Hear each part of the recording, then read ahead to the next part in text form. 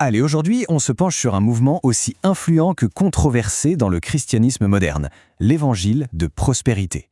Et pour bien comprendre de quoi il s'agit, on va suivre le parcours d'un auteur qui a passé 6 ans de sa vie à enquêter sur ce sujet en partant de sa propre expérience. Et là où ça devient vraiment intéressant, c'est que cette immense étude théologique, elle ne commence pas dans une bibliothèque. Non. Ça part d'un simple coup de sang, d'une histoire d'argent, une frustration très concrète, très humaine. Et c'est justement ce point de départ qui rend toute l'analyse si percutante. Alors, rentrons dans le vif du sujet. Tout commence par une crise personnelle. Il faut savoir que l'auteur était pasteur à l'époque, et il s'est retrouvé dans une situation qui l'a forcé à tout remettre en question, tout ce qu'il croyait savoir sur la foi et l'argent.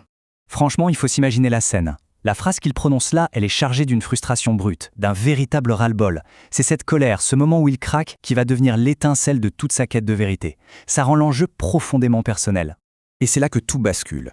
C'est le moment de la prise de conscience. L'auteur réalise que toutes ces années de galère financière ont fait naître en lui une forme d'amertume, et même ce qu'il appelle l'amour de l'argent.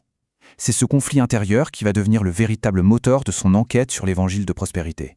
Du coup, cette crise personnelle le pousse à regarder de plus près cet enseignement qui est si populaire. Mais au fond, c'est quoi l'évangile de prospérité ? L'auteur va le décortiquer en plusieurs points bien précis.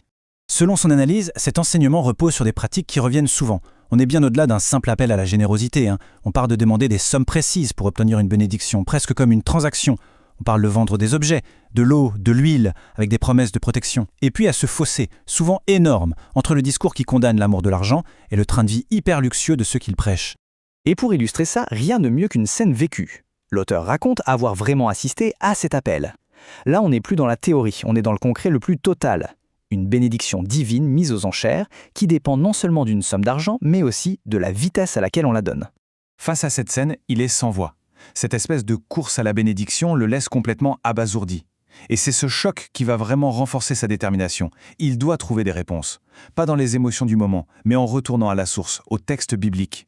Et ça nous amène directement à la deuxième partie de son analyse. Pour contrer ce qu'il a vu, l'auteur se replonge dans les évangiles. Et là, il va mettre en lumière un contraste, mais alors saisissant entre les deux messages. Ce tableau comparatif, il est vraiment éclairant. On voit deux logiques qui sont radicalement opposées. D'un côté, une approche presque commerciale, on donne pour recevoir. De l'autre, selon l'auteur, une logique de la grâce, où tout part de la repentance et pas du portefeuille. Le but final, ce n'est plus la prospérité matérielle, c'est la réconciliation spirituelle. L'auteur s'attaque ensuite à une interprétation qu'il juge totalement fausse d'une phrase très connue, « pauvre en esprit ». Il explique que, pour beaucoup, c'est une façon d'inciter les gens à donner de l'argent. Mais d'après sa lecture, ça n'a rien à voir. Il s'agit d'une pauvreté spirituelle, le fait de reconnaître son besoin de Dieu, pas du tout une injonction à vider son compte en banque. En s'appuyant sur l'évangile de Matthieu, l'auteur propose en fait un renversement total de perspective.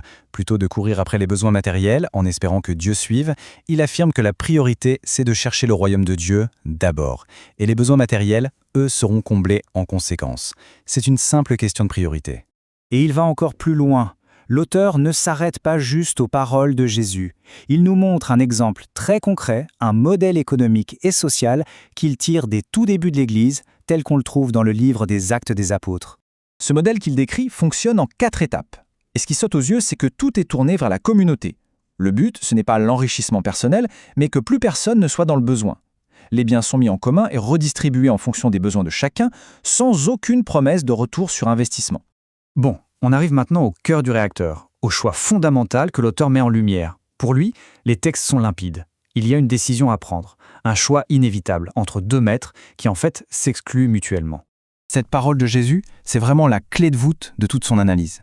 Pour l'auteur, le message est sans équivoque. Il ne s'agit pas de trouver un juste milieu, mais de faire un choix radical. Tenter de servir les deux en même temps, d'après cette lecture, c'est tout simplement impossible. Mais attention, il apporte une nuance qui est super importante. En se basant sur d'autres textes, il précise bien que ce n'est pas la richesse en elle-même qui pose problème. Le véritable enjeu, la fameuse racine de tous les maux, c'est l'amour de l'argent. C'est l'attachement, la place qu'on lui donne dans sa vie. Finalement, ce qui compte, c'est la motivation du cœur, pas le solde du compte en banque. Et toute cette analyse nous amène donc à une question finale. Si la vraie richesse ne se mesure pas en biens matériels, alors c'est quoi une vie véritablement riche ? C'est une question qui va bien au-delà de ce sujet et qui invite chacun à réfléchir à ce qui compte vraiment.